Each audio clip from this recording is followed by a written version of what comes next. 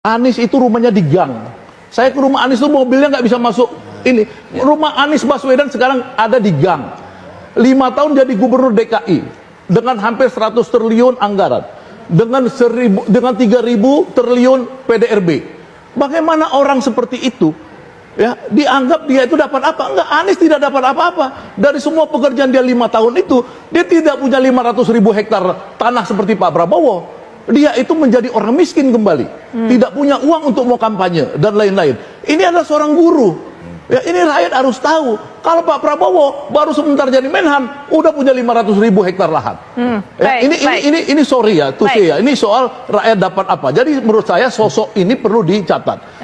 Saya pernah diundang Pak Anies naik sepeda ke Kali Hitam di belakang Sentiong sana, di belakang Senen. 1 jam kita naik sepeda. Ngapain nih gubernur naik sepeda asap-asap sore-sore? Sampai ke sana, Pak Anies itu ketemu ibu-ibu yang ngurus PAUD. Ada namanya tamat RPTA. Ya, Pak Anies itu siang malam ngurusin pendidikan, dari urusan pendidikan orang-orang kecil, orang-orang yang membutuhkan ruang publik untuk menambah, mengekstensi.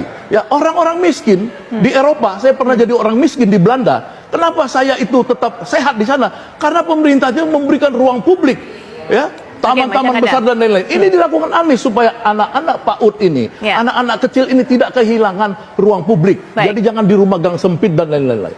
Ya, pada tahun 2022 semua orang gubernur loyal pada Jokowi. Dia menaikkan upah kurang dari 1% waktu itu. Anies menaikkan 5,1%. Upah boleh dilihat. Dan Anies berhasil meyakinkan pengusaha-pengusaha itu, Anda itu udah kaya, kenapa Anda tidak mau berbagi kepada orang miskin? Buruh-buruh, akhirnya sekarang hampir semua buruh mendukung Anies Baswedan.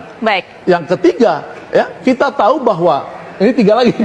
Singkat saja Pak Sekada. Saya ingetin. 3 dalam 1, ya, bahwa Pak Anies ini, ya, kalau dia pada akhirnya insya Allah jadi Presiden Republik Indonesia, dia sudah berjanji bahwa tidak ada orang-orang yang menjadi kaya karena dia di kabinet dan lain-lain.